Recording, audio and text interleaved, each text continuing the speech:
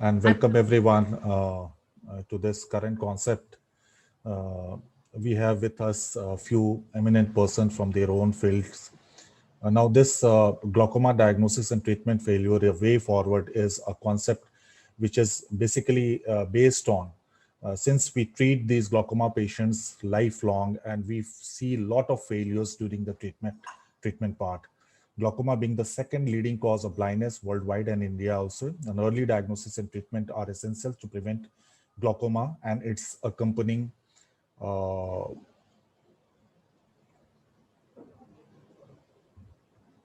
visual loss.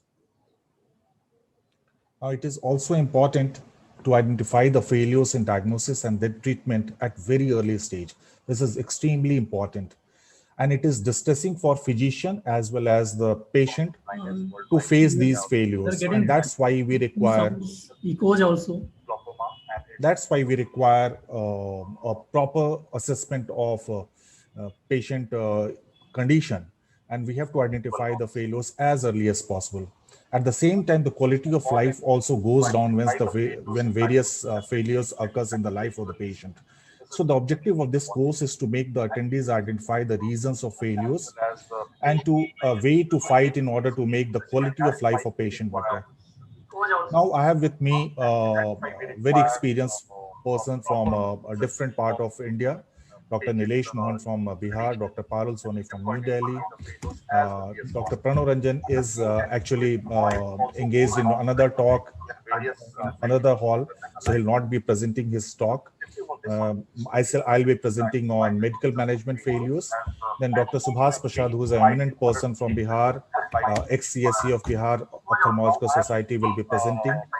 Dr. Kumar Ravi from Kolkata and Dr. Mamta Singh, a cornea fellow from Bihar, is also going to interact with us. So to start with, I'd like to invite Dr. Nilesh Mohan. Can you share your screen, sir? Another hall, so he'll not be presenting his talk. I'll be presenting on medical management. So, Dr. Nilesh is a postgraduate trainee of RP Center of AIMS and presently additional professor of ophthalmology, cornea services at RIU, IGMS Patna, with a vast experience in ophthalmology of nearly 20 years. He is also the medical director of Eye Bank of Bihar and credited with the pioneer of establishing the first Eye Bank of Bihar. He is credited with many publications, national and international journals, and he is also author of a few chapters in the books, including the Essentials of Ophthalmology from SVS. He is also currently a member of East Zone EBI, Treasurer Bihar Ophthalmological Society, immediate past editor of the Bihar Journal of Ophthalmology and secretary of Patna Ophthalmological Society. He is also involved in the training of postgraduate as well as fellowship programs at RIU. I invite Dr. Nilesh Mohan to present his talk on screening of glaucoma. We do face a lot of patients who actually present very late to the physician. So the role of screening is very important from the point of view to pick up these patients at an early stage. May I invite Dr. Nilesh Mohan to deliver his talk. And may I request the audio-visual people to lower the echo. Extreme apologies to interrupt. Request audio-visual team to please mute everybody except the speaker. May I request everyone to mute themselves. Dr. Amina, can you please mute yourself? Dr. Chaya Bharti, can you please mute yourself?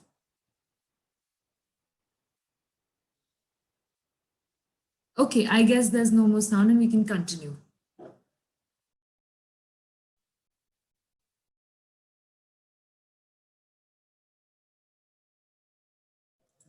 Also, I can't see any timer going on. Can you switch on the timer as well, please?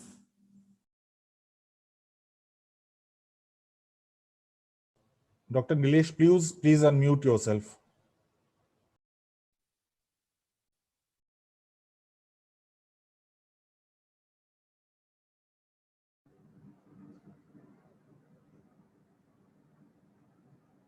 Yeah, am I audible now? Yes, sir. Yeah. Thank you, Dr. Vibhuti, for your warm welcome. At the outset, I would really thank the organizers for at least organizing this great event in the times of the COVID. Now we are coming up with a very important topic of glaucoma, which is a menace not only in this part of the country, but all over the world. So I'd be dealing with the glaucoma screening and how we are learning from its failures. So glaucoma, as we all know, is a silent killer, and it steals your vision very stealthily, produces no symptoms, and has got a very gradual loss of vision. We don't have a definitive cure, but just a control. And it's the second leading cause of blindness worldwide. So the magnitude of glaucoma blindness worldwide can be seen in the chart, where we are seeing that in our part of the country, open angle, angle closure are almost similar. And the total population as listed in the chart is quite high. So definitely it needs to be addressed as a part of screening, as a part of control, as a part of treatment. The estimated number of cases of glaucoma is 12 million, and it's 1/5 of the global burden. And as we saw that the equal proportion of open angle and closed angle glaucoma are seen. The important part is that 90% of glaucoma cases are undiagnosed, and which is responsible for 5.9% of the blindness worldwide. Glaucoma blindness is underestimated in surveys, as the blindness is generally defined on the visual acuity criteria instead of the loss which happens in the visual fields, which are the defining criteria for glaucoma. So this is a very important part of being misdiagnosed, glaucoma being misdiagnosed. So important population-based glaucoma surveys in India have been done different. Andhra Pradesh Eye Disease Study, Arvinda Comprehensive Eye Survey, Vellore Eye Survey, Chennai Glaucoma Study, based upon sample population, population size, various parameters used in different studies, and outcomes were there. So in the Andhra Pradesh Eye Disease, 24 urban clusters, 70 rural clusters were taken from different parts. Around 11,786 subjects of all ages were included. They determined the prevalence and causes of blindness and visual impairment, detailed interview, complete ocular examination, including IOP, gonioscopy, field, fundus photography, everything was done. Certain things came out, the results. 92.6% of previously undiagnosed glaucoma patient was a salient point, which came out in this study. And angle closure, we had 66.6% of previously undiagnosed cases. So there was a large thing, a very important thing found out in this study. In the Arvinda Comprehensive ID study, the rural population of southern districts of Tamil Nadu were screened, where more than 5,000 subjects greater than 40 years were determined. They had a prevalence of glaucoma and risk factors for POAG, complete ocular examination, including IOP, gonioscopy was done, and a Humphrey field analyzer was done. They found out 2.6% glaucoma prevalence, 1.7 POAG, and 0.5% PSEG. The important point was that 93% were previously undiagnosed. Now, in the Vellore Eye study, 12 blocks of Vellore town, urban south in population, approximately 2,000 subjects ranging between 30 to 60 years were included. They got the epidemiological data, complete ocular examination, including the same IOP, gonioscopy, fields. But routine gonioscopy was done on all subjects irrespective of glaucoma suspicion. This was an important part in this study. They found out that there was an unsuspected high prevalence of chronic PSEG because gonioscopy became mandatory, and thereby nowadays in clinical examination, gonioscopy is mandated for each and every patient in whom you suspect glaucoma. In the Chennai glaucoma study, around 3850 subjects were analyzed. Prevalence and risk factors of glaucoma and cataract operated eyes were done. Complete ocular examination again was done. Here frequency doubling perimetry was also done. So here the outcome they came out with was persons who have undergone cataract surgery were at higher risk of glaucoma than phakic, the odds ratios being 2.71. So these were different studies which were done. So if you compare it, you can see with the Andhra Pradesh Eye Disease Study, you can have incidence of POAG and PSEG found out significantly high, and there were significantly previously undiagnosed patients of glaucoma. In Arvinda Comprehensive Eye Disease, we got the findings, but again, previously undiagnosed was 93%. Now, in valorized survey, they found unsuspected high prevalence of chronic PSEG. And in Chennai glaucoma eye study, they found out that patients undergoing cataract surgery with high risk of glaucoma than phakic ones. So these were the things found out in different survey which has been conducted over here. So what the conclusion of the population-based surveys came out with is that significant number of POAG had IOP within normal range. Single normal IOP does not rule out the disease. 90% of POAG and 70% of primary angle closure were diagnosed during survey. And prevalence of angle closure is not less than an open angle if you do the gonioscopy. So significant number of patients being treated as POAG actually had PSEG. So gonioscopy became essential in all patients. And high rates of blindness in India due to large proportion of undiagnosed diseases there. So these were the conclusions which came out. So why glaucoma should be screened? Because it is one of the most common cause of irreversible blindness.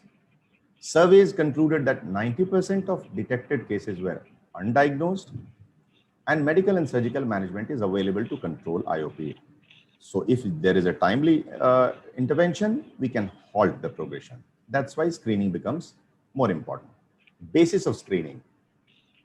Screening tests sort out apparently persons who probably have a disease from those who probably do not. They do not intend to be diagnostic. So how do we do it? A mass screening, selective screening, or an opportunistic screening. In mass screening, large-scale screening with no selection of population group is done.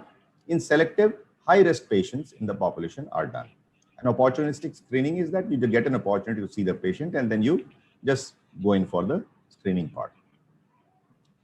So, age greater than 40 years, family history of glaucoma, diabetes, hypertension, thyroid disease, steroid use, colored halos. These are all the things where you do a selective screening because they are at high risk of population.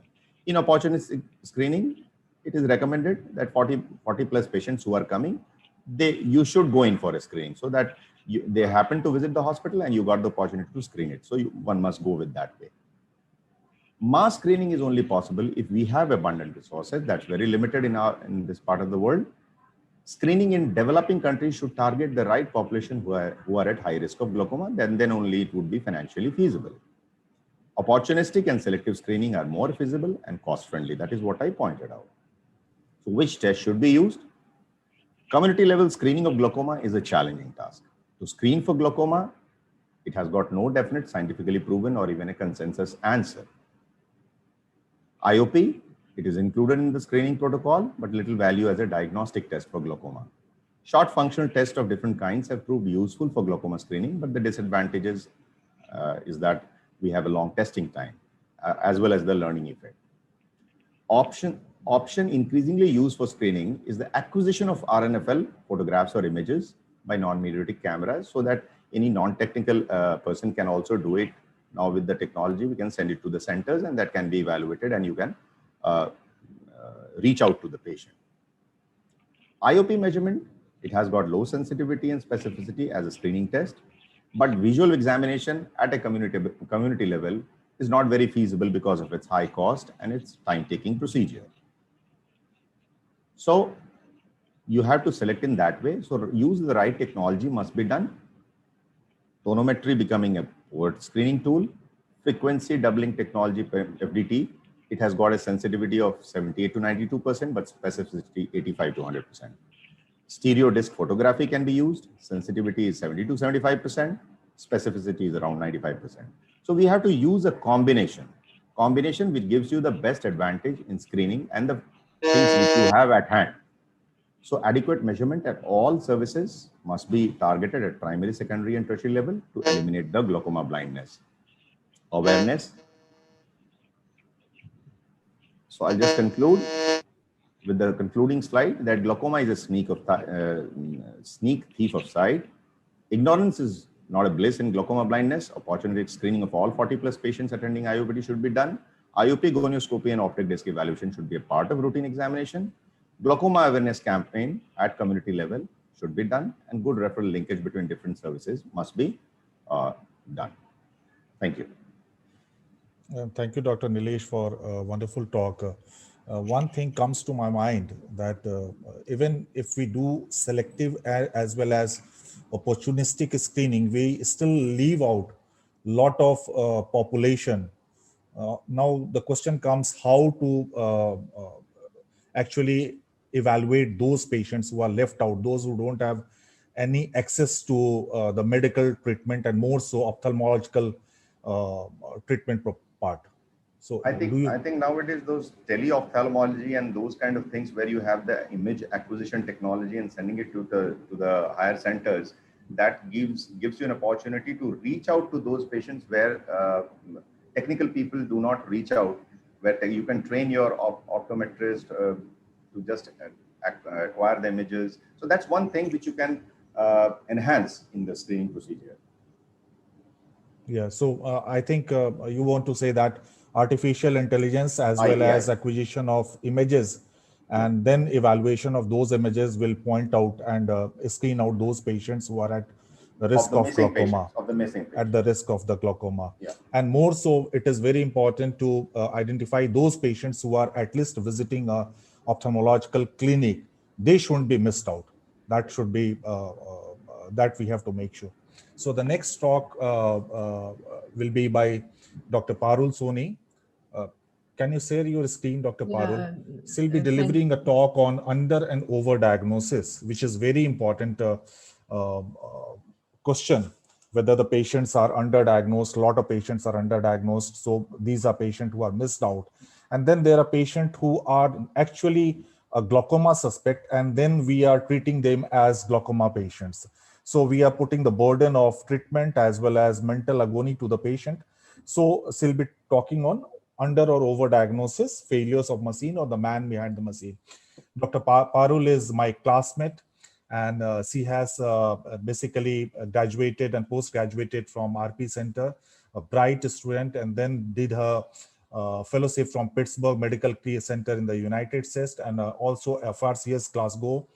And she has a lot of work in the best of hospitals in New Delhi, Medanta, Medicity, and Shroff, I know. And then she started her own concern, that is a complete eye care, to deliver whatever expertise she has acquired during a training period to the patients and to deliver the best of treatment protocol to the patients. She is also a reviewer of many international journals and author of book like OCT Step-by-Step Optical Coherence Tomography. She has been practicing also a principal investigator in international trials, and she is one accomplished refractive as well as cataract surgeon, but she has a lot of interest in glaucoma and glaucoma related problems of the patients. So may I invite Dr. Parul Soni to deliver a talk on under and over diagnosis, failure of machine or man behind the machine. Thank you so much. Thank you so much, Dr. Vibhuti. And I would like to thank AIOS for doing a wonderful job and giving us this platform to share our experiences. And I think as Dr. Nilesh very correctly said, that glaucoma is something that we need to screen our patients for to prevent them from the irreversible blindness. And what we do in diagnosis and screening of glaucoma is we use a lot of machines, and we have investigations like the visual fields, the newer imaging modalities like the OCT, the HRT. And what I will be talking about, that how do we land up either underdiagnosing or overdiagnosing our patients of glaucoma using these machines if we solely rely on these machines. So I think Mr. Henry Ford very correctly said that for most purposes, a man with a machine is better than a man without a machine. And I think this holds true for glaucoma as well. And as we know that glaucoma diagnosis has multiple facets, and as Dr. Nilesh very correctly pointed out, that if we base our decisions solely on the intraocular pressures, we don't do gonioscopy, we don't do disc examination, we may miss upon a lot of patients of glaucoma. So we have in our armamentarium a number of things. We have visual fields, the disc examination, gonioscopy, and using all this, we diagnose glaucoma. And especially when we look at the continuum of the glaucoma, the imaging modalities have actually added a new dimension to glaucoma management, especially when we talk about the asymptomatic disease. Now, this is the stage when the machines like the OCT, the HRT, and the GDX can help us to pick up early glaucoma changes, the early nerve fiber layer changes. Now, the OCT has been a very well accepted tool, which was introduced way back in 1991 and has been very commonly used to diagnose and monitor our glaucoma patients. And in the last several years, our reliance on OCT to diagnose and to follow up glaucoma patients has increased tremendously, because several studies have shown that OCT depicted nerve fiber layer damage, the optic nerve head changes correlate very well with the glaucomatous changes clinically and as well as on perimetry. The OCT brings with us a number of advantages, and I think all of us are familiar with that. This is a wonderful imaging modality which allows us very easy image acquisition. It is very fast to use with, very user friendly, and it provides us with a lot of digital data which can easily be stored and compared when patients come for further future follow-ups. Now, when we look at the OCT printouts, they are beautifully color-coded, not very difficult to understand. They have codes which are either in green colors, which means everything normal, or they have yellow or red areas, which mean the scan is abnormal. But as Dr. Vibhuti also mentioned, that artificial intelligence is stepping in almost every field of our life and also in the field of glaucoma. And a lot of innovations are happening in field of artificial intelligence and glaucoma. And I think very soon we are going to have some machines which will, take all the data from our clinical examination, from perimetry, from these imaging modalities, and we'll just need to simply input all the data and machine will tell us whether the patient has glaucoma or not, what is the severity of glaucoma, how frequently do we need to follow up these patients. So when we question ourselves that do we need these machines, definitely we do need these machines, but are we relying on them a lot? So whenever we use we base all our diagnosis on the instruments or the machines, we have to remember that, almost 50% of the patients are still undiagnosed, and we don't know that if they have glaucoma or not.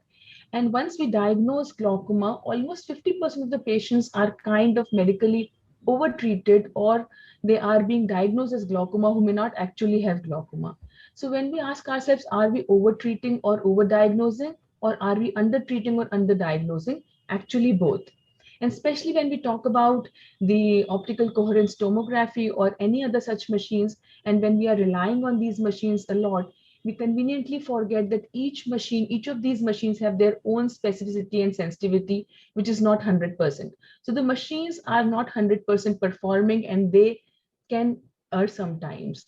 We always talk about that humans are, but we have to understand that machines are not perfect and they can have their own artifacts. Now, there has been a wonderful article which was published by Dr. Sanjay Asrani, who has done a lot of work in the OCT with respect to glaucoma, which talks about all the artifacts of OCT whenever you are diagnosing a patient of glaucoma. And almost up to 115 to 45% of patients of the OCT scans can have some kind of artifacts which we have to be aware of. And this is what I will be talking about.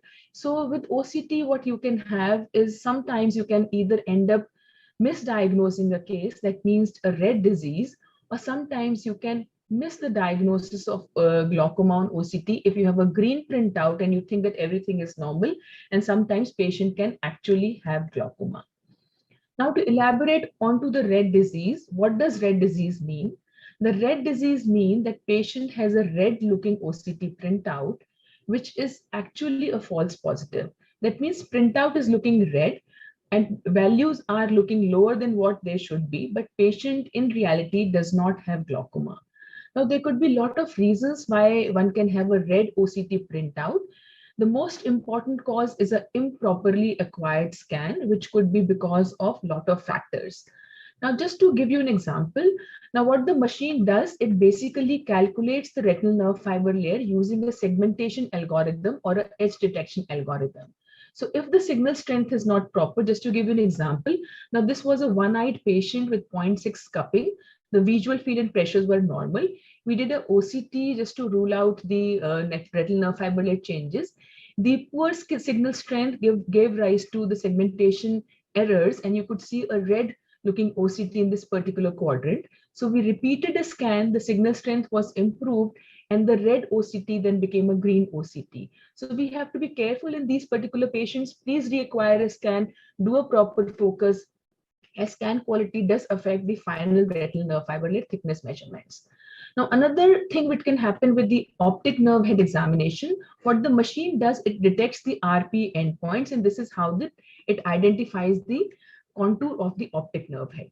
Again, to give you a clinical example, we had a patient who was a glaucoma suspect with nerves looking something like this. We went ahead, ordered a OCT. The right eye parameters looked all normal, but if you look at the nerve fiber layer the nerve head parameters on the left side, they all looked abnormal. So what was going wrong in this particular case? If you carefully dig a little deeper and you see the nerve measurement was 2.63 on the right side with OCT versus a 1.6, which is much smaller disc, though clinically the discs were almost normal on both the sides. So what was happening, if you see these RPE endpoints, I don't know whether the screen is visible, the RPE endpoints were not identified properly with the machine. So what we did, we recharted the RPE endpoints, and to our surprise, the nerve which was looking absolutely abnormal on the initial scan turned absolutely normal.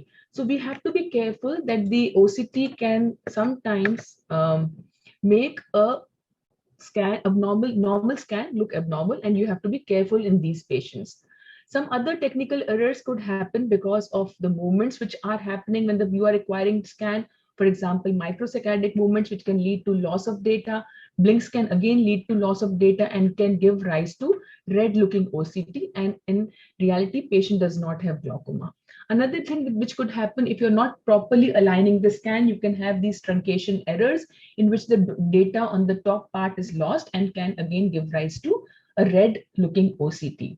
Now, vitreous opacities, you have to be careful again because this can also lead to loss of data and a red looking OCT. So apart from these acquisition errors, sometimes patients do have the nerve fiber layer problem, which is not glaucomatous. So if they have myopic disc, they have large areas of peripapillary atrophy, or they have optic atrophy because of some reasons, all these can give rise to a red looking OCT. For example, in myopes with large areas of peripapillary atrophy, one can have loss of segmentation algorithm, and you have red looking OCT. Why red OCT is important, red disease is important, because if we base our diagnosis solely on the OCT printout, a red printout always does not mean glaucoma, and we should be correlating all these cases clinically, which is very important. On the other hand of the red, green disease, which actually means a false negative. Now, green disease means the patient has a green looking OCT, but in actually he can have glaucoma. Now, when can this happen? Now, this can happen if patient has large areas of epiretinal membrane, which is again making the algorithm, segmentation algorithm does not perform it in its 100%, and you can have a green looking OCT. Apart from this, very small focal defects can also be missed. Therefore, you have to look at the scan carefully rather than interrupt, global parameters. Time is up. Can I request you to please sum up? I will. So when we, just to summarize, we have to keep in mind the red and the green disease, and we have to be on alert if it is not matching with the clinical findings of the patient. Whenever we are using these machines, we have to tell ourselves that we have to look at the entire printout and not just one or two numbers. We have to train our optom that he should be aware of the artifacts and teach him to reacquire a scan. And at the end, I would like to say that OCT provides us with valuable information, but we have to understand that we have to integrate the clinical, the perimetric, and the structural finding all together in order to diagnose the jigsaw of glaucoma, and do not base our diagnosis mainly on the OCT. And my husband is a neurosurgeon, and I love this quote. Dr. Lexel, who was a renowned neurosurgeon, once said that a fool with a tool is still a fool. So whenever we acquire these machines, it is our mind which has to act behind these machines, and don't let these machines overrule our decisions. And there is no substitute for a good clinical judgment. Thank you so much. Thank you so much, ma'am. Dr. Vibhuti, sir, you are on mute.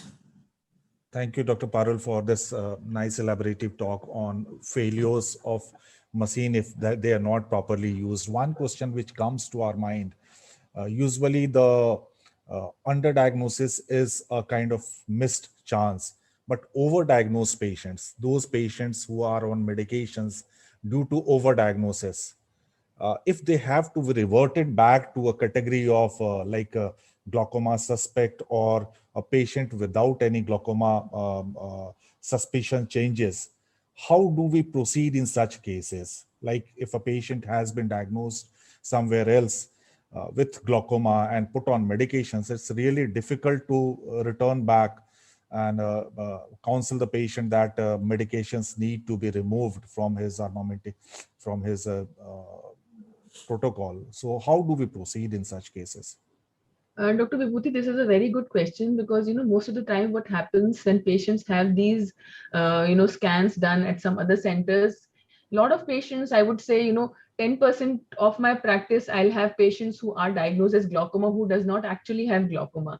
So I think it requires a lot of chair time to counsel these patients that a red OCT or a red imaging does not actually mean glaucoma, and you have to be really take a brave front and tell them that we do a perimetry, we do a pressure charting, we pull them off medication, and if everything seems stable, we'll put them in the category of glaucoma suspect rather than putting them on drops and compromising on their quality of life. So actually you need to sit with the patient, explain to them in great details that what is happening and can we think of stopping the drop and take a fresh look at glaucoma.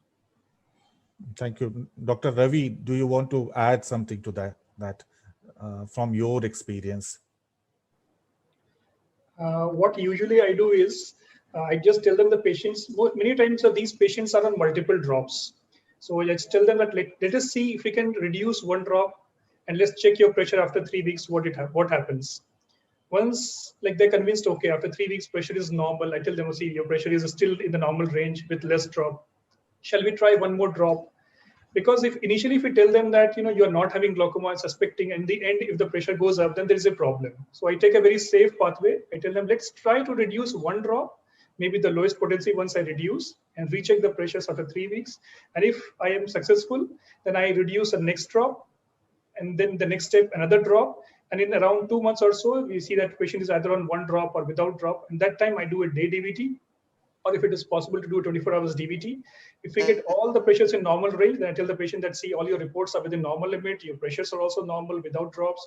Let's follow you up every 2 months. And then slowly, I wean them off the drops and also increase their duration of checkup.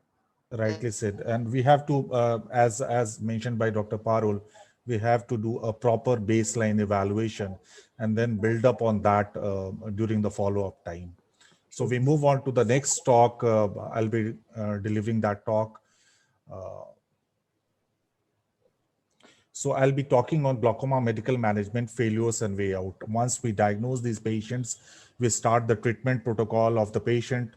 Still, we'll see a lot of failures during the treatment life of patient. So I have no financial interest in any of the product mentioned here. So failure is a part of glaucoma treatment. One need to be very used to failures. So once the failures occurs, so what we have to do, we have to identify the failure. Then if the failure is pinpointed, then we have to modify the management protocol. And the final aim of the plan of action is to prevent the progression. So the question comes, what is failure? The failure is drug not giving desired result, or your treatment protocol which is not giving your desired result. Progression despite target IOP. So we see a lot of patients who are showing progression despite that target IOP is achieved in these patients. So we have to pinpoint why that is happening. So reason for the medical failures are poor adherence and persistence, ineffective drug, which is not working well in the patient and not giving the desired result, intolerance to the drug, or complications related with the medical treatment. So the patient can have unacceptable IOP. There can be deterioration of visual field changes can occur, or there can be structural changes like occurrence of hemorrhages on the disc, or the patient can have adverse reactions of the glaucoma medications. Now, why this unacceptable IOP? Lot of physicians are not still using CCT in their routine practice. Now, CCT is very important, and more so when we are treating a case of low tension glaucoma or a case of ocular hypertension. So correct IOP measurement technique has to be employed. We see a lot of patients being treated with a single IOP. The patients are put on treatment protocol. So that need to be rectified. We do use tonometer which are not calibrated, and that is going to give you false kind of IOP. And at the same time, we have to correctly identify the correct diagnosis also. So as mentioned earlier, gonioscopy is vital to identify the open angle and the angle closer. A lot of angle closer patients are being treated as open angle patients, and we see a lot of failure in these patients with the normal medications. We have to also identify primary versus secondary glaucoma. Now, what is adherence and persistence? Adherence is regular and correct administration of the medication. Persistence is period of time when there is a consistent use of the preferred or the prescribed medical regime. So in various studies, it is somewhere around 15 to 58% during the 3 years of initiation of therapy. And why this occurs, why the poor adherence or why the poor persistence occurs is because of acceptance of the diagnosis, unacceptance of the diagnosis, intrusiveness of the treatment, or fatigue of the patient to comply with your treatment regime, which can involve many medications. So multi-dose has to be brought down to the few doses of the medications. Now, what we can do, ascertain whether the measured level of IOP unequivocally increases risk to an unacceptable level for that patient. So we have to identify reasserting the measured IOP. So we have to actually reassure us with the IOP measurement that the IOP measured is the correct one. And when monotherapy fails to attain target IOP, we can do the class switch, or when it does not achieve, but the reduction is more than 15%, we can do the class additions of the patient in the medications. We can also switch from one PG analog to another PG analog. Fixed drug combination plays a great role.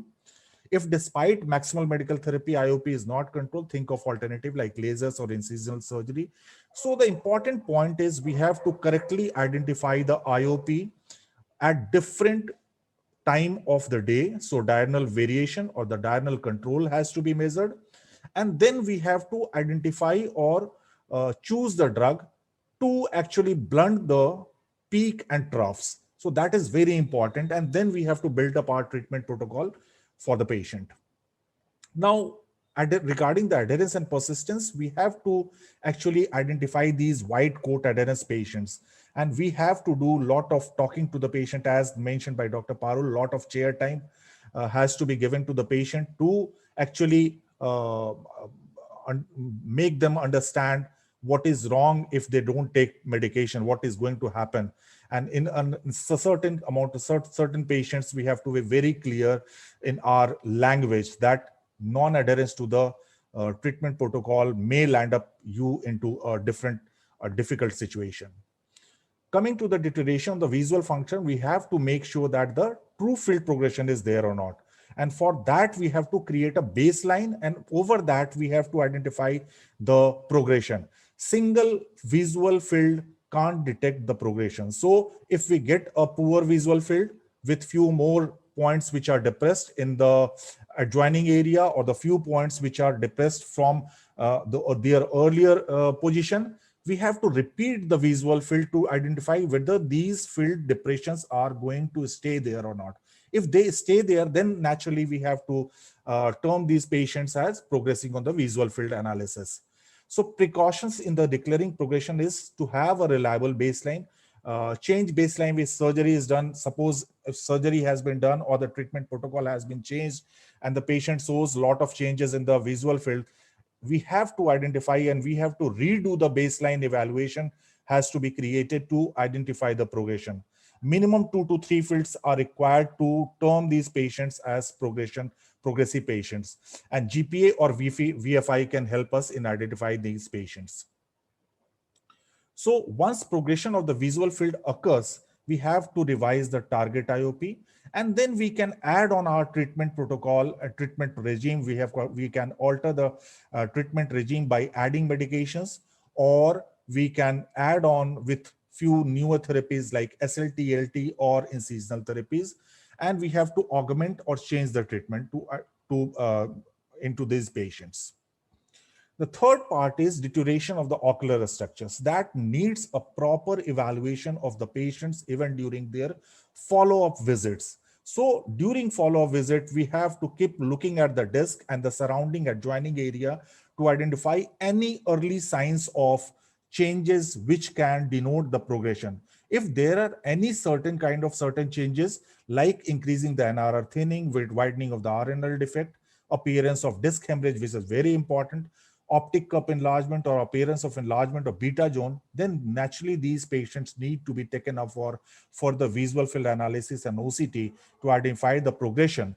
And that's why these patients require serial clinical optic disc assessment or the stereo disc photography or SDOCT to identify the changes occurring at the early age. Like in this case, the changes which is occurring here, the hemorrhage which is occurring here will lead to rather rarification of the RNFL in the due course of time, and which will appear in the visual field later on. And so we have to identify these prognosticating point, and we have to modify our treatment protocol based on these changes. Now, use of technology is very important, as mentioned by Dr. Parul. We have to use the technology, but the technology need to be assisted with a proper clinical evaluation. Otherwise, we are bound to miss some of the diagnosis, or we are bound to miss some of the changes which are occurring in the patients. Then there can be severe drug reactions, and that can also lead to patient not complying with the treatment protocol. And these patients need to identify at the early stage of these adverse reactions to modify our treatment protocol.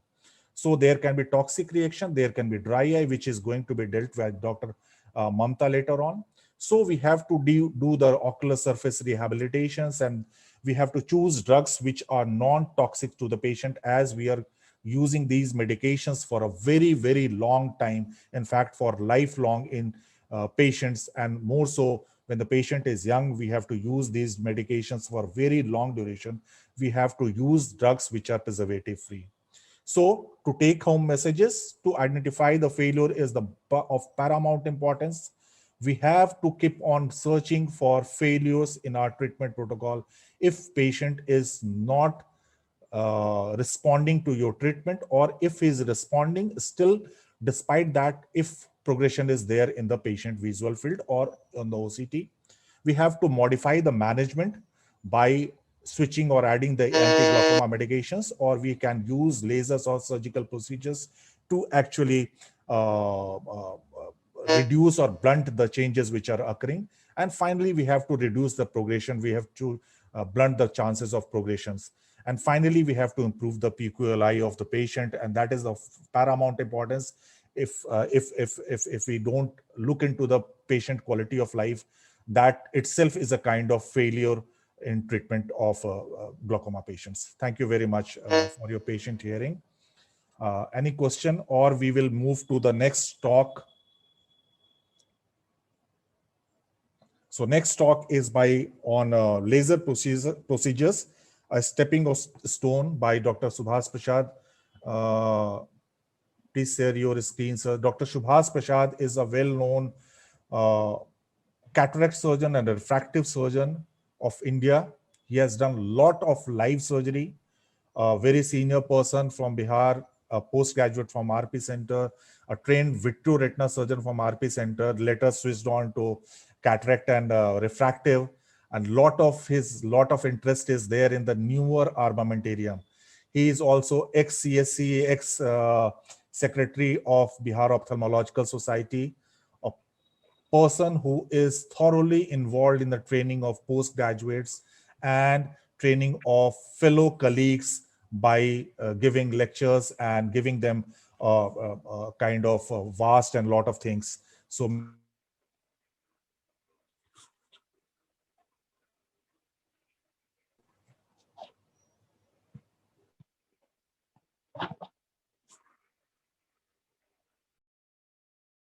yeah.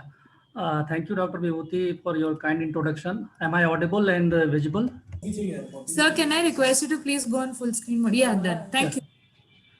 Okay, thank you. Thank you so much, Dr. Vibhuti and the Chairman Scientific Committee for giving me this opportunity. It's always a pleasure to be with all of you.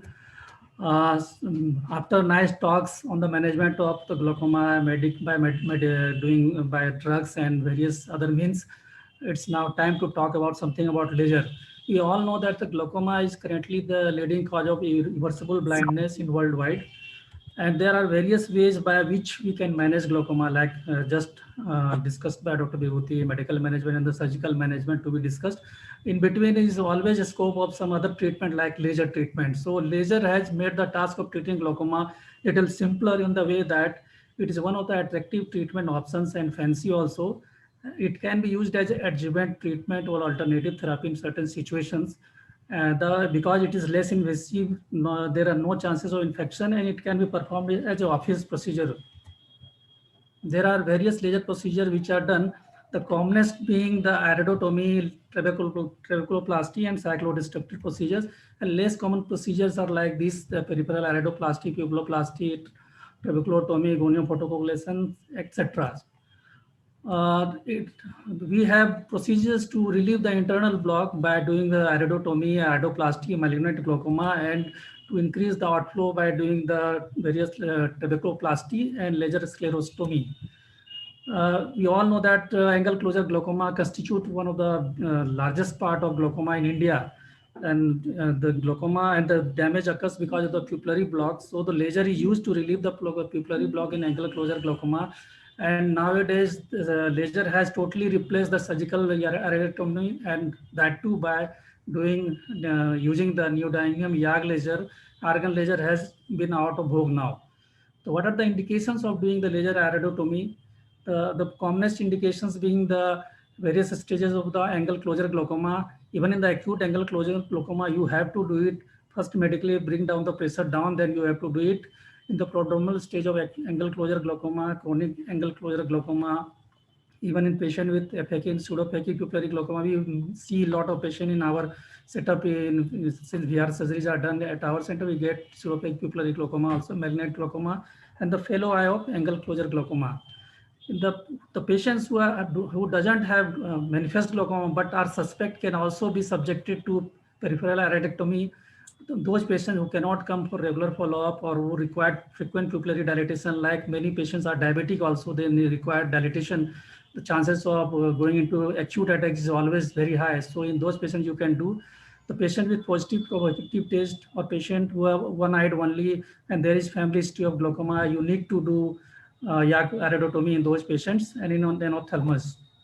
The absolute contraindication is the neovascular glaucoma, where you can end up with massive hyphema and it's not going to help. The treatment modality is something else. And if the angle closure is due to non-pupillary block mechanism like lens-induced narrowing of the angle, and if it is because of drug-induced, like in certain psychotic medicines, can lead to acute angle closure glaucoma due to ciliary effusion, the swelling of the ciliary body. So in those conditions, you should not do that.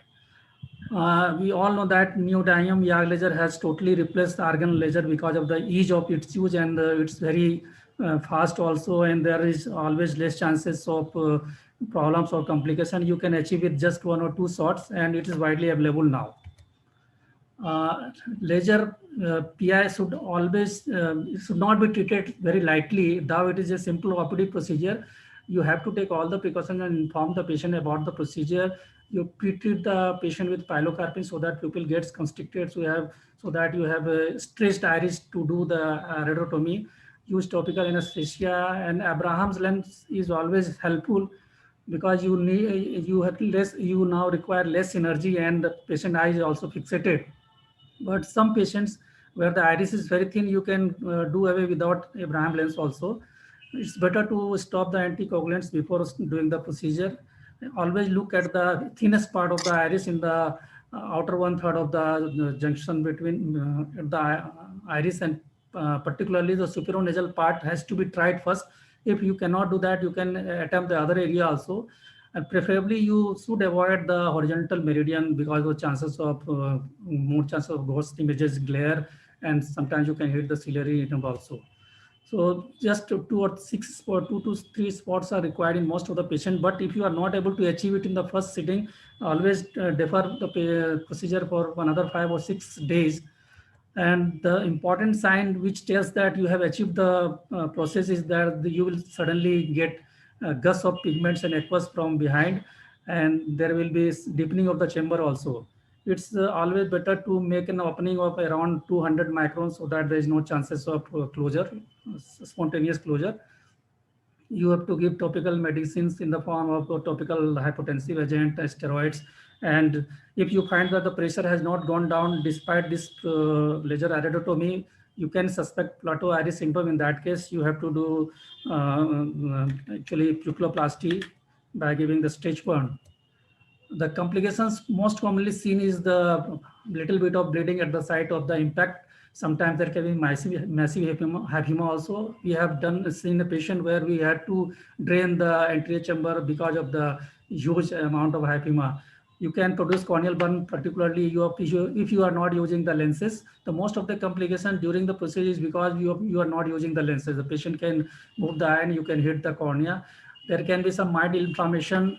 You can produce some corneal endothelial damage, which can be because of the direct laser burn or because of the shock wave generated or because of the inflammation. And sometimes lens subluxation has also been seen. So it should not be treated as very simple procedure. You have to take all the precautions, though it is very simple and safe and effective means of achieving the doing away with the pupillary block. Another common laser procedure which is done particularly in open angle glaucoma is the trabeculoplasty, and history dates back to 1979 when the argon laser was used to do the photocoagulation of the trabecular meshwork. It can be used as a primary therapy where you cannot put the patients to drops like pregnancy or lactation. If the compliance is very poor, then in those situations you can use it as a primary procedure, or you can supplement it with the laser if you want to postpone the surgery due to some reasons, or if you want to have additional IOP lowering after the trabeculotomy also, you can do the laser trabeculoplasty. The commonest indication being the primary open angle glaucoma and ocular hypertension, but it can be used in various other options also.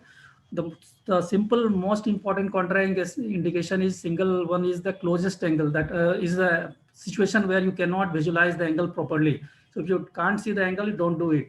And there are other contraindications like closed angle or neovascular glaucoma or patients with uveitis or traumatic glaucoma.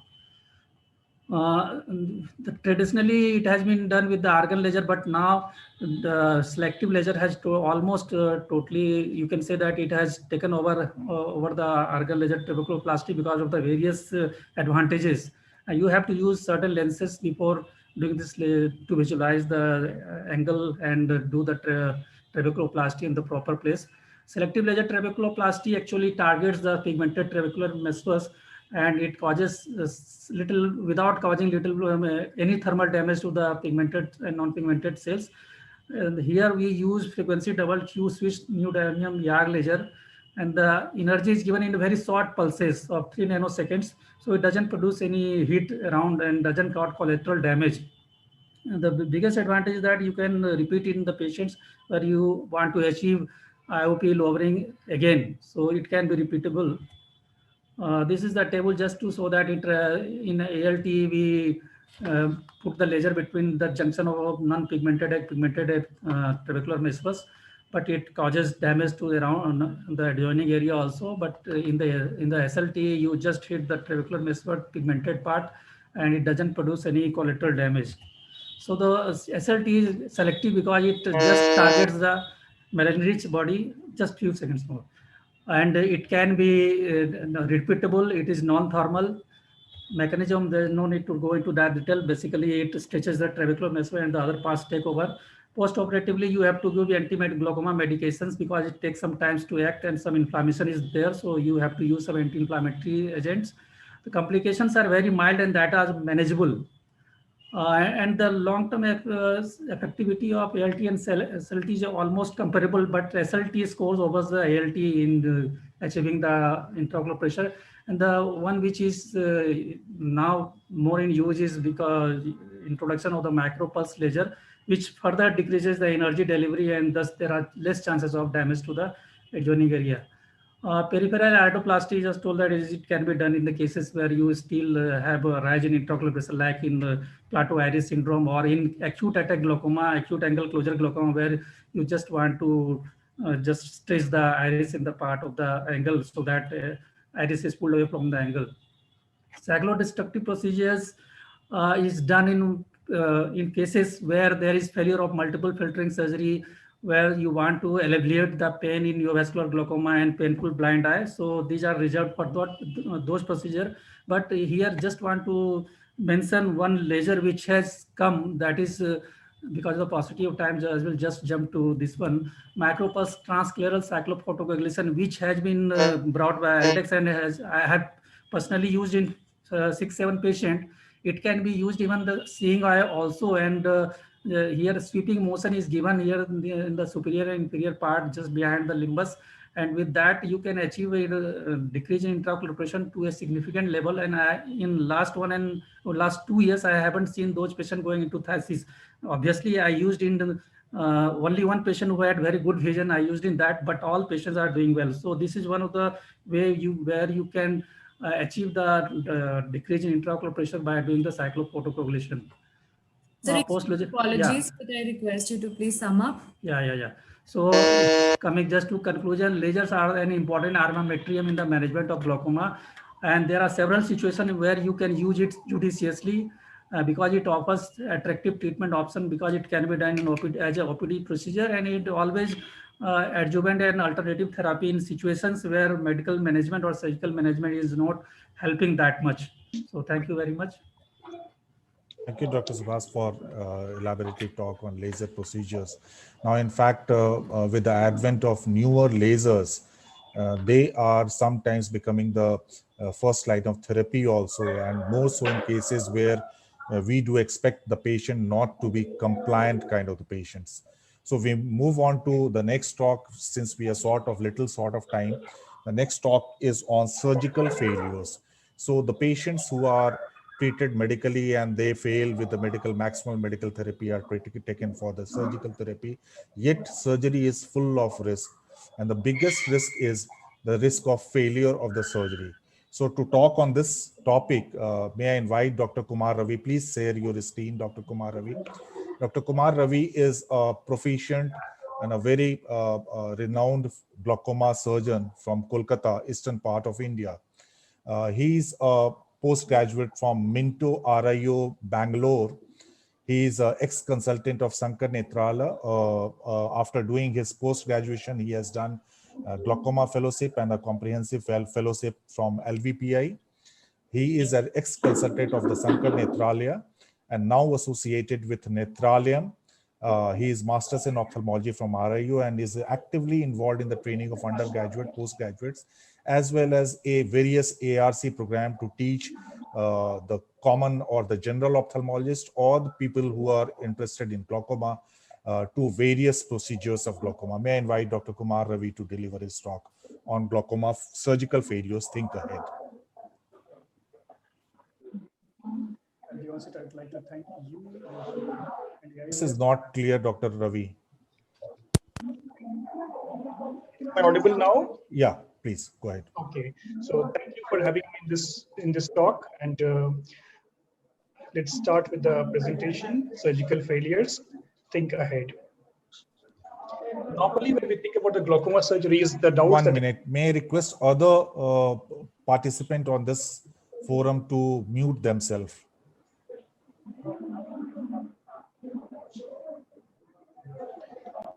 Please go ahead.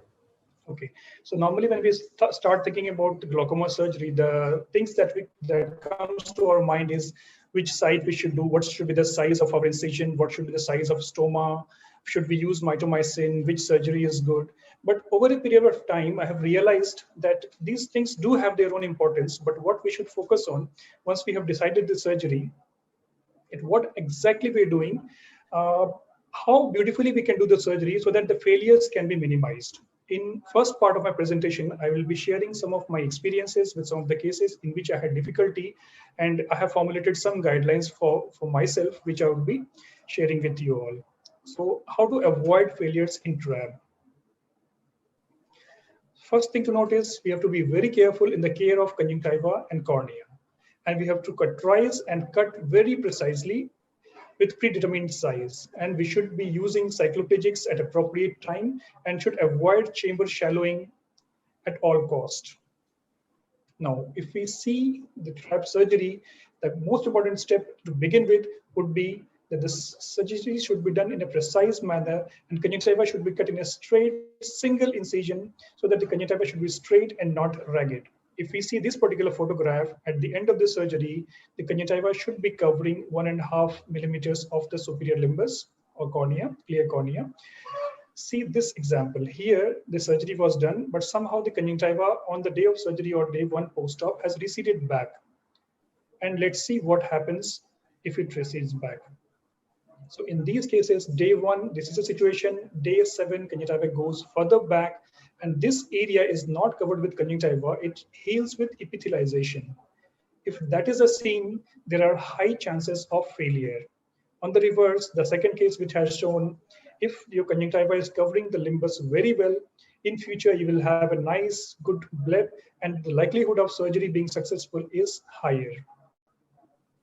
Another important thing, again, in relation to conjunctiva is we should avoid buttonhole. Nowadays, because of excessive use of anti-glaucoma medications, before we take a patient for surgery, the conjunctiva is very thin. And in case there is a buttonhole or if the conjunctiva is ragged, then there are high chances of complications. In this patient, since there was a buttonhole, aqueous was leaking out through this. Not only the surgery ultimately failed, it gave much trouble in the form of choroidal CD, choroidal detachment. Now, another important step is application of mitomycin if we decide to use it. So when we apply, we should be very careful that it should be only at this required site, it should be applied or underneath the conjunctiva. The margin of the conjunctiva and the cornea or the structures in the anterior segment should not get exposed to this agent. See what has happened when the mitomycin is, like cornea gets exposed to mitomycin, almost near total epithelial defect.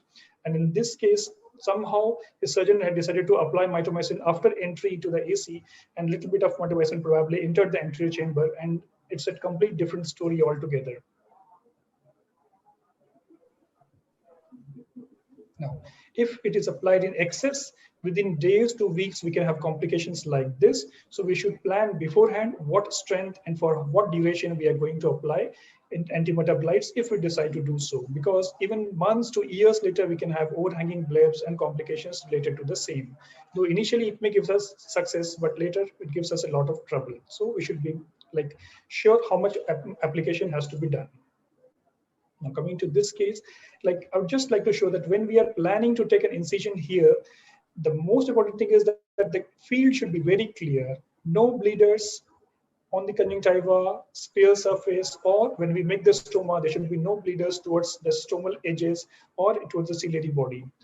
Otherwise, on the next day post-op, if we have complication like this, there are, see, you can see the streaks of blood is probably coming from the surgical site, and this will cause scarring of the bleb area and may give us a lot of trouble. If we have more than half chamber hyphema, then probably it will require wash also, and there are always chances of rebleeding also. So again, it is the beginning of a new story and complications. So we should avoid bleeders at all cost. Coming to third most important complication, we should not have shallow AC when we are closing the surgery. Many surgeons are of the opinion while operating that, okay, even if it is a little shallow, let's close it, next morning it will be okay. It's never so. Whatever we leave during surgery, next morning also it's either shallow or sometimes we will have total AC shallowing, and then it takes a lot of effort and time, sometimes resurgery, reformation of AC is required. So my suggestion would be, if you see that there is AC shallowing, see here the people who was trying to come towards the surgical side, that means the AC shallowing was there. So I decided to take as a releasable suture immediately. If it is a good idea to learn releasable suture, if not, we can give an extra suture here and make sure that's the AC is not shallow at the end of the surgery.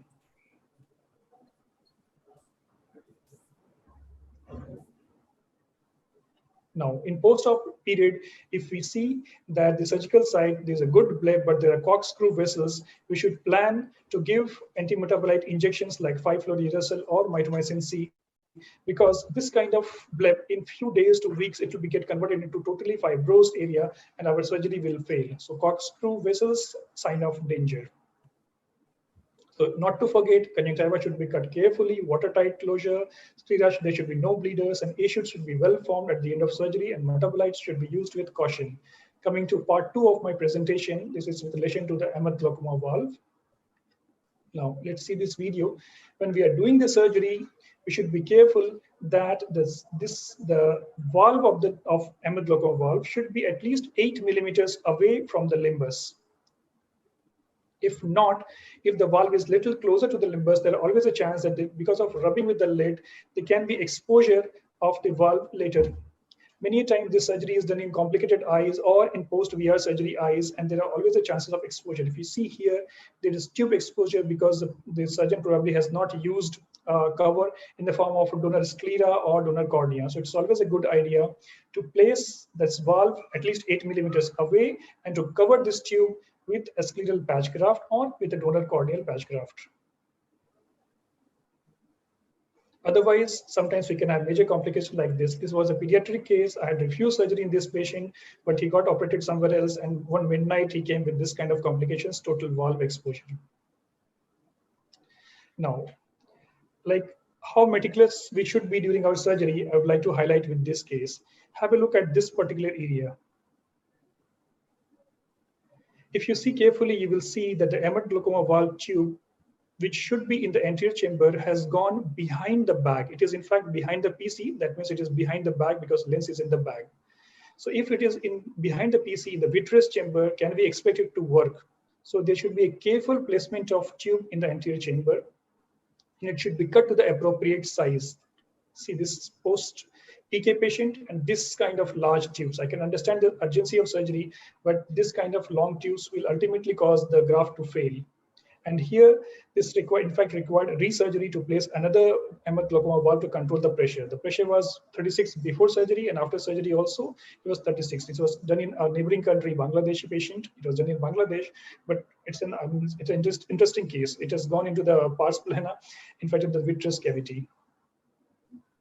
Another interesting case I would like to share with you. This patient had 2 failed traps, was aphakic, status post vitrectomy. My colleague did AGV surgery in this patient, and see next morning, the vitreous strands are going into the tube. In glaucoma surgeries, we don't have to do things improperly. Like even if you do all things properly, complications come unasked for. So this is a vitrectomized eye. We are not expecting any vitreous, but next morning the vitreous is going to the tube, blocking it completely. And then we had to go and clear the vitreous, and then finally the tube, the surgery was successful. So our understanding with this case was that we should follow standard protocols and should be ready for surprises, and then with the means to handle it. So we have to do glaucoma surgery very meticulously, still be ready to handle complications. I thank my team for their guidance and help. Thank you. Thank you, Dr. Kumar Ravi, for your wonderful talk. Just one question. We know that we have to give a lot of respect to the conjunctiva. Now coming to the flap management, do you use releasable sutures? If yes, then how many releasable sutures, and how do you proceed for release of these sutures during the post-operative period to maintain the intraocular pressure of the patient? Okay, in my practice, most of my patients are those who are already on multiple medications for years together, and they have very thin conjunctiva.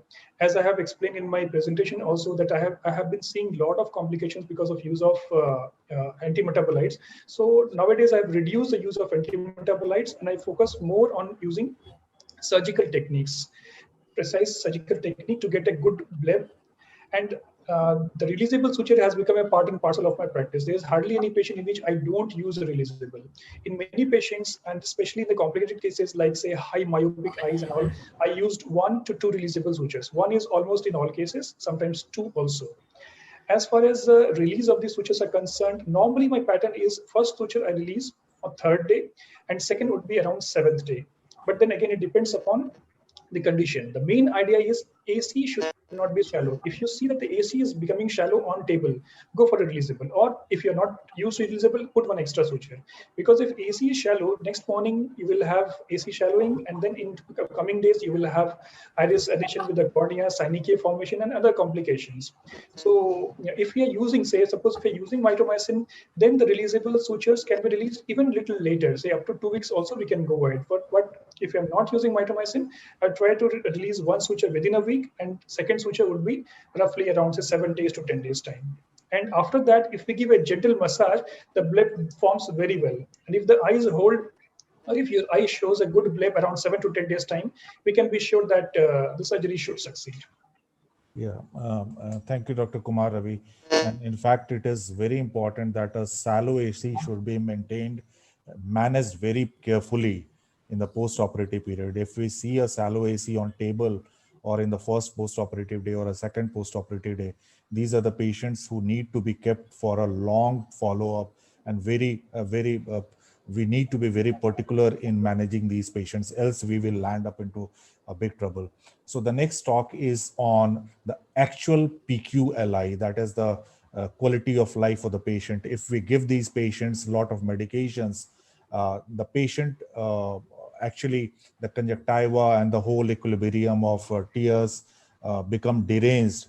And these are the patients who are who developed a lot of dryness, lot of surface related issues, and that itself result into non-adherence or the non-persistence of the patient to their treatment regime. So it's a kind of catch-22 situation. And we have to take these patients for a proper treatment, and proper healing of the surface is required. To talk on this, may I invite Dr. Mamta Singh, who has done D-Ophthal from RIU Chennai, DNB Ophthalmology from Gujarat, and a fellow, he is a cornea and refractive fellow. She is pursuing her senior residency from Patna Medical College Hospital. She is also editor proceeding of Bihar Ophthalmological Society and member editorial board of IZOC, and a proficient presenter for the Bihar Ophthalmological Society. Dr. Mamta, please deliver your talk. Thank you so much, sir. Am I audible there? Yes. Okay, sir. So thank you so much, Dr. BP Sinha, sir, for making me a part of this IC, and thank you, AIOS, for this opportunity. And I will be talking about the association of dry eye with glaucoma and how to fight out this dreaded association. If we talk about the prevalence of dry eye in glaucoma patients, it's quite high. One of the study involving 20,506 glaucoma patients has reported that 56.9% of women glaucoma patients and 45.7% male glaucoma patients dry. And there was a clear relationship with the number of eye drops and prevalence of dry eye. Those who were using one anti-glaucoma medication, 11% of them had dry eye. Those on two anti-glaucoma patients, 39% of them had dry eye, out of which 8.7% was severe dry eye. And those who were on three anti-glaucoma medications, 43% of them had dry eye, out of which 15% was severe dry eye. So we have a large number of glaucoma patients with dry eye. And if we talk about the pathogenesis of dry eye in glaucoma patients, it's basically the pro-inflammatory nature of the ocular surface which is causing this. The long-term use of anti-glaucoma medications leads to dysfunction and loss of goblet cells, meibomian gland, and accessory lacrimal glands. There is an increased risk of subepithelial fibrosis. Over the surface of cornea, there is disruption of corneal epithelium and reduction in corneal sensitivity. All this leads to disruption of homeostasis of tear film and ocular surface. And this pathogenesis is related to the number of daily drops, the duration of treatment, and the presence of preservatives in this anti-glaucoma medication. If we talk about preservatives, then the most notorious was zirconium chloride or PAC. It is a quaternary ammonium compound which severely disrupts the ocular surface and alters corneal sensitivity, related with more severe ocular surface disease and worse quality of life. The toxicity of benzalkonium chloride has found to be dose dependent, and reducing the overall number of drops will decrease the prevalence of ocular surface disease related to BAC. Dr. Mamta, may I request you to just stop your video so that your network works well? We'll do that, sir.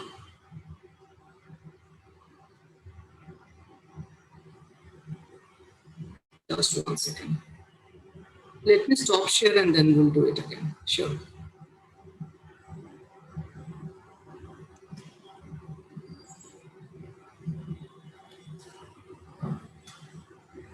Am I audible and visible, sir? Yes, please go ahead.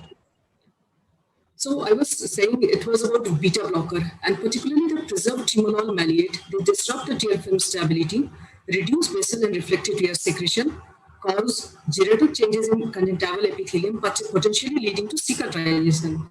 As we can see it here, there is some clear fibrosis due to timolol maleate. Prostaglandins, on the other hand, they have least effect on conjunctival fibrosis, although they cause conjunctival hyperemia. Prostaglandins induce obstructive Meibomian gland dysfunction more with preservative-containing regimen. And it's not just anti-glaucoma medication, as Dr. Ravi said, glaucoma surgery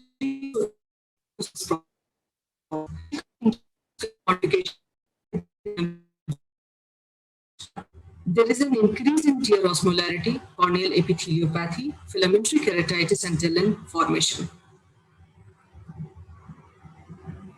So if we have a patient of glaucoma with symptoms of foreign body sensation, dry eye, etc., then we need to evaluate these patients. We should take a history, like if the patient is simultaneously using any other ocular medication or any systemic medication like antihypertensive, anti-allergic. These medications are known to cause dry eye. We need to assess the tear volume, do Schirmer, do tear meniscometry. Osmolarity, if available, should be evaluated. TBUT and non-invasive TBUT definitely should be done. Ocular surface stain and conjunctival assessment, especially if the patient is on prostaglandins, this should be assessed. MMP9 for confirmation of inflammatory status of ocular surface, and confocal microscopy for the overall sensitivity and how the cells are there over the surface. This all, whenever available or wherever possible, should be done. Then comes the treatment of these patients. The idea is to minimize or to modulate the ocular surface inflammatory response. And this is central to both patient comfort and improving IOP control, because if there is a subepithelial fibrosis, definitely the IOP is not going to be there. So in fact, for better controlling glaucoma also, we need to have a good ocular surface. And there are two guiding principles of it. The first one is to minimize the effect of glaucoma on ocular surface, and the second is to treat ocular surfaces as early as possible. So coming to the first part, that is treatment modification. The first line should be switching to preservative-free glaucoma medication. But in a status of ours, the costlier preparation of preservative-free preparations definitely cannot be given to everyone. We have options like UNIPS, FOMO preparations are there, but these are not for everyone. So what we need to do, we need to switch to safer preservatives, the non-BAC preservatives like Puride, Softgea, and we have multiple options now that we can go for.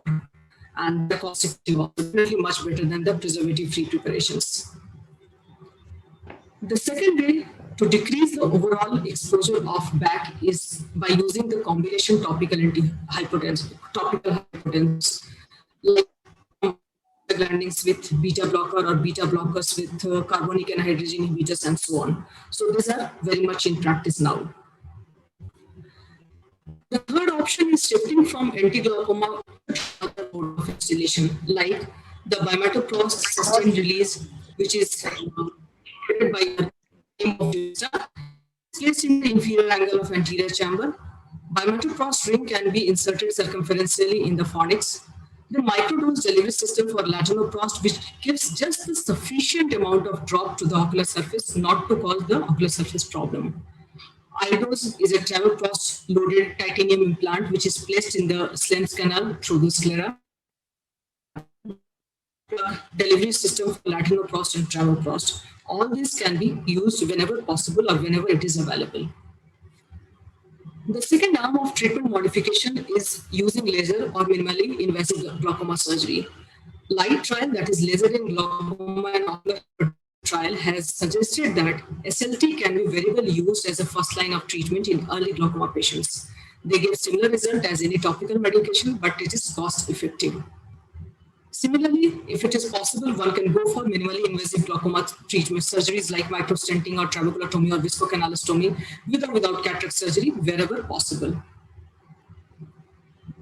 The next part is the treatment of ocular surface disease. The first step is obviously the use of lubricants, preferably preservative-free. The next step would be tackling the ocular surface inflammation. That can be done by using topical low potency steroid or any potency steroid, whichever is required. Topical cyclosporine or the newer compound, levetiracetam or Xiidra, which is coming in a big way.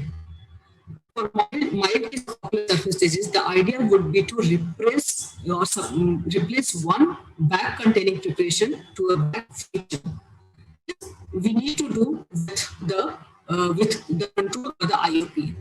So we will for preparation, and if that is not enough, we will be switching one by one till all the medication back free. We can plug application, and if the patient is having MD, we treat it by one compress or LipiFlow, etc. So treating a glaucoma patient is just not about treating the IOP. It's also about taking care of the psychological need of the patient, the socioeconomic burden which is there over the physical handicap which comes with glaucoma, and then the most important ocular community like ocular surface has to be taken care of. With this, I would like to say thank you to all of you. Thank you. Thank you so much, Dr. ma'am. Mamta. Jinal, can we take few questions? So Do we have time? We don't have time actually. If we can, I have one more panel discussion after this. If we can take the questions over chat or email later on, Okay. that would be really great. Okay, so let me thank the organizers, the Chairman Scientific Committee, Dr. Partha Biswas, Secretary AIOC, Dr. Namrata Sarma, Dr. Rajesh Sinha, President, Dr. Mahipal Singh Sachdeva, and everyone for this wonderful creation in this tough time, and to all my co-instructors for sparing with their valuable time to spare some amount of knowledge to each one of us. Thank you very much for participating in this current concept. Thank you very much. Thank you so much, sir. Thank you. Thank you so much, speakers. Thank you so much, Chairperson, for understanding and wrapping up the session in time.